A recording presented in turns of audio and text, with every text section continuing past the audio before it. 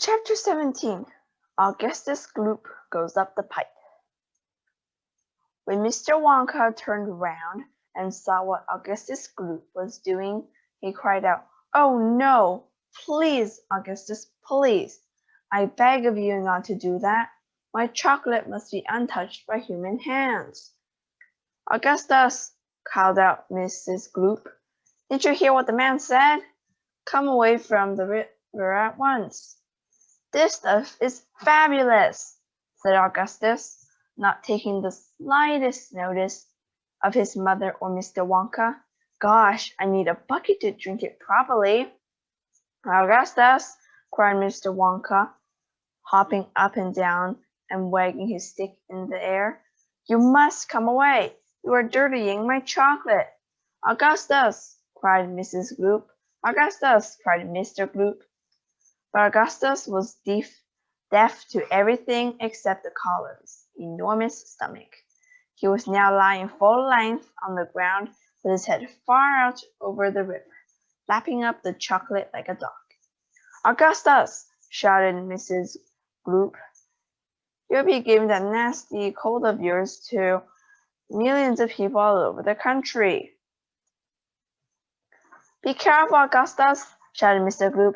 "You're leaning too far out." Mr. Gloop was absolutely right, for suddenly there was a shriek and then a splash, and into the river went Augustus Gloop. And in 1 second he had disappeared under the brown surface. "Save him!" screamed Mrs. Gloop, going white in the face and waving her umbrella about. "He'll drown! He can't swim a yard! Save him! Save him!" "Goodness, woman," said Mr. Gloop, "I'm not diving in there. I've got my best suit on." Augustus Gloop's face came up again to the surface, painted brown with chocolate. "Help! Help! Help!" he yelled. "Fish me out!" "Don't just stand there!" Mrs. Gloop screamed at Mr. Gloop. "Do something!" "I am doing something," said Mr. Gloop, who was now taking off his jacket and getting ready to dive into the chocolate. But while he was doing this, the wretched boy was being sucked closer and closer towards the mouth of one of the great pipes that were dangling down into the river. Then all at once, the powerful suction took hold of him completely, and he was pulled under the surface and then into the mouth of the pipe. The crowd on the river bank waited breathlessly to see what he would come out. "There he goes!" somebody shouted, pointing upwards. And sure enough, because the pipe was made of glass, Augustus Gloop could be seen shooting up inside it, head first, like a torpedo. "Help! Murder! Police!" screamed Mrs. Gloop. "Augustus, come back at once! Where are you going?" "It's a wonder to me," said Mr. Gloop, "how that pipe is big enough for him to go through it." "It isn't big enough," said Charlie Bucket. "Oh dear, look! He's slowing it down." "So he is," said Grandpa Joe. "He's going to stick," said Charlie.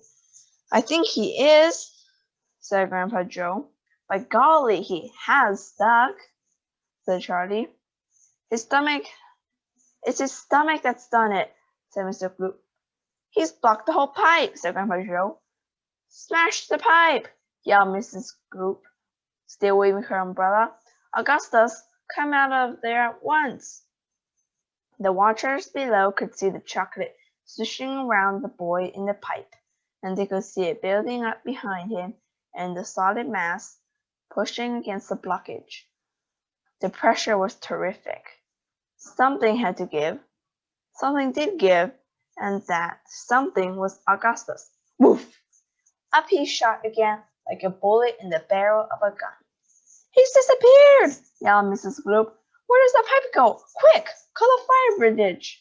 "Keep calm!" cried Mr. Wonka. "Keep calm, my dear lady. Keep calm. There's no danger. No danger whatsoever. Augustus had gone on a little journey, that's all. A most interesting little journey.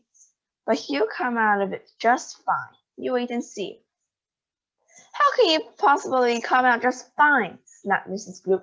He'll be made into marshmallows in 5 seconds. Impossible, cried Mr. Wonka. Unthinkable, inconceivable, absurd. He could never be made into marshmallows. Why not, may I ask? Shouted Mrs. Gloop. Because that pipe doesn't go anywhere near it. That pipe, the one Augustus went up, happens to lead directly to the room where I make the most delicious kind of strawberry-flavored chocolate-coated fudge. Then he'll be made into strawberry-flavored chocolate-coated fudge, screamed Mrs. Gloop. My poor Augustus! They'll be selling him by the pound all over the country tomorrow morning. Quite right, said Mr. Gloop. I know I'm right, said Mrs. Gloop. It's beyond a joke, said Mr. Gloop. Mr. Wonka doesn't seem to think so, cried Mrs. Gloop. Just look at him. He's laughing his head off. How dare you laugh like that when my little boy's just gone off the pipe, you monster! She shrieked, pointing her umbrella at Mr. Wonka as though she was going to run him through. You think it's a joke, do you? You think that sucking my boy up into your fudge room like that is just one great big colossal joke? He'll be perfectly safe, said Mr. Wonka, giggling slightly. He'll be chocolate fudge, shrieked Mrs. Gloop. Never, cried Mr. Wonka. Of course he will, shrieked Mrs. Gloop. I won't allow it, cried Mr. Wonka. And why not, shrieked Mrs. Gloop. Because the taste will be terrible, said Mr. Wonka. Just imagine it, Augustus flavored chocolate-coated glue. No one would buy it. They most certainly would, cried Mr. Gloop indignantly.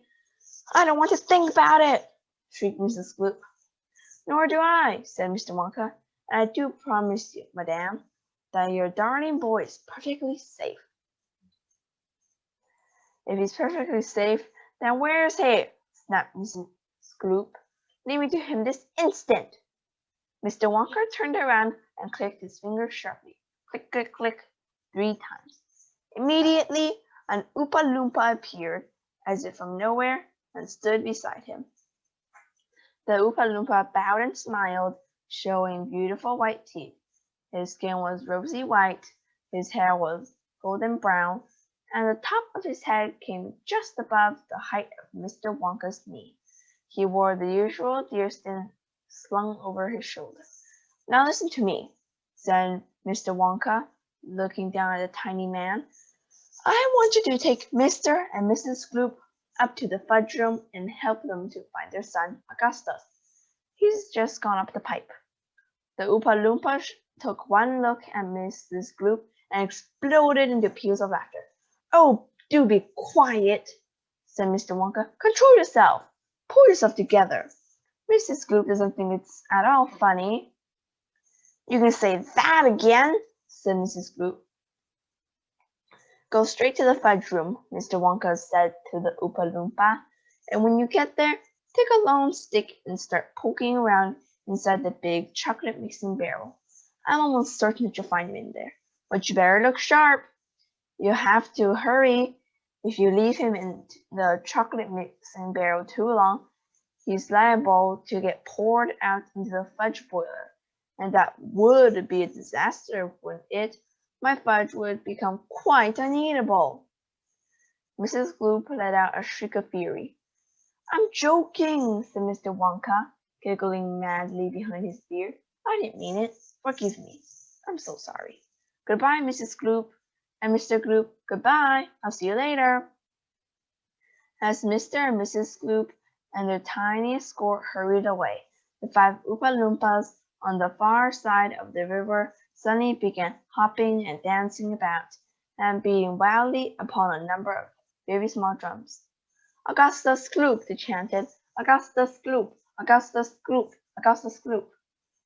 Grandpa, cried Charlie. Listen to them, Grandpa. What are they doing? Shh, whispered Grandpa Joe. I think they're going to sing us a song. And I got the song here.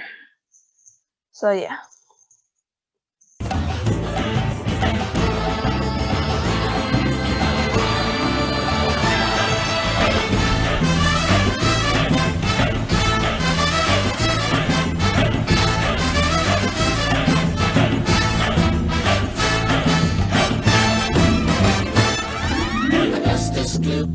Augustus Gloop, the great big greedy nincompoop.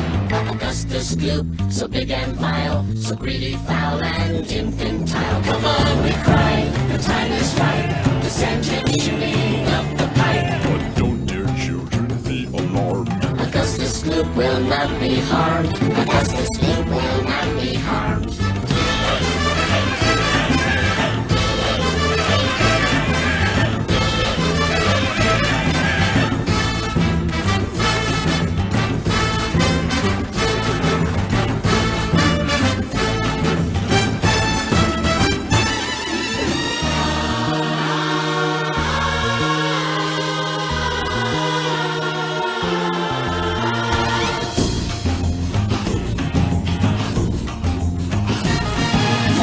Of course, we must admit he will be altered quite a bit. Slowly wheels go round and round, and cogs begin to grind and pound. We'll boil him for a minute more until we're absolutely sure that out he comes by God, by grace. A miracle has taken place. A miracle has taken place. This greedy group, this mouse is here. It's loved by people everywhere. For who can hate or bear a grudge against the luscious kid of fun?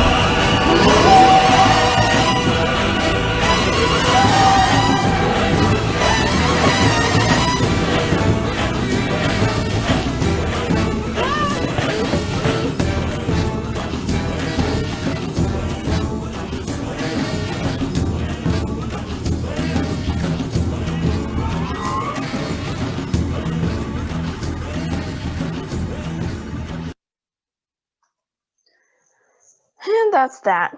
I know in the video, the Oopalumpas don't look like as they are in the book.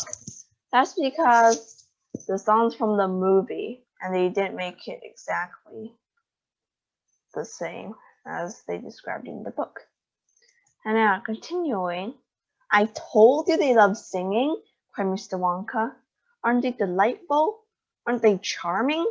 But you must not believe a word they said. It's all nonsense, every bit of it. Are the Oopalumpas really joking, Grandpa? Asked Charlie. Of course they're joking, answered Grandpa Joe. They must be joking. At least I hope they're joking. Don't you? And continuing, Chapter 18. Down the Chocolate River. Off we go, cried Mr. Wonka. Hurry up, everybody. Follow me to the next room. And please don't worry about Augustus Gloop. He's bound to come out and wash. They always do. We shall have to take the next part of the journey by boat. Here she comes. Look! A steamy mist was rising up now from the great warm chocolate river, and out of the mist there appeared suddenly a most fantastic pink boat. It was a large open rowboat with a tall front and a tall back, like a Viking boat of old, and it was of such shining, sparkling, glistening pink color that the whole thing looked as though it was made from bright pink glass. There were many oars on either side of it, and as the boat came closer, the watchers on the river bank could see that the oars were being pulled by masses of Oopalumpas, at least 10 of them to each oar. This is my private Yachi, cried Mr. Wonka, beaming with pleasure. I made her by hollowing out an enormous boiled sweet. Isn't she beautiful? See how she comes cutting through the river. The gleaming pink boiled sweet boat glided up to the riverbank. 100 Oopalumpas rested on their oars and stared up at the visitors. But suddenly, for some reason best known to themselves, they all burst into shrieks of laughter. What's so funny? Asked Viola Beargod. Oh, don't worry about them, cried Mr. Wonka. They're always laughing. They think everything's a colossal joke. Jump into the boat, all of you. Come on, hurry. As soon as everyone was safely in, the Oopalumpas pushed the boat away from the bank and began to row swiftly downriver. Hey there, Mike TV, shouted Mr. Wonka. Please do not lick the boat with your tongue. It'll only make it sticky. Daddy, said Versa Salt, I want a boat like this. I want you to buy me a big pink boiled sweet boat exactly like Mr. Wonka's. And I want lots of Oopalumpas to roll me about. And I want the chocolate river. And She wants a good kick in the pants, whispered Grandpa Joe to Charlie. The old man was sitting in the back of the boat, and little Charlie Bucket was right next to him. Charlie was holding tightly onto his grandfather's bony old hand. He was in a whirl of excitement. Everything he had seen so far, the great chocolate river, the waterfall, the huge sucking pipes, the minty marshmallow meadows, the Oopalumpas, the beautiful pink boat, and most of all, Mr. William Wonka himself, had been so astonishing that he began to wonder whether there could possibly be any more astonishments left. Where were they going now? What were they going to see? And what in the world was going to happen in the next room? Isn't it marvelous? Said Grandpa Joe, grinning at Charlie.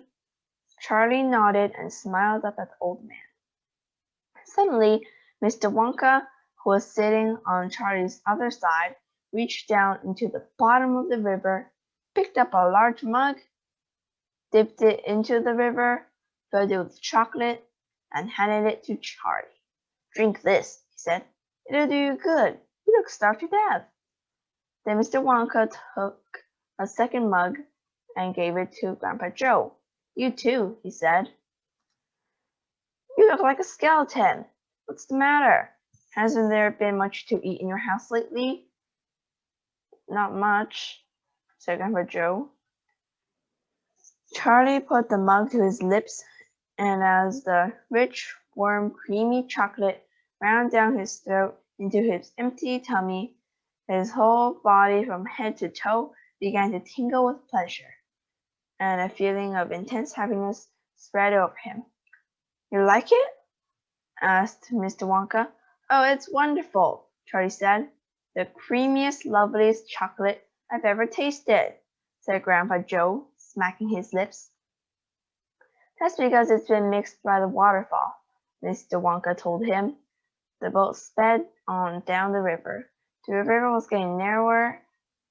There was some kind of dark tunnel ahead, a great round tunnel that looked like an enormous pipe, and the river was running right into the tunnel.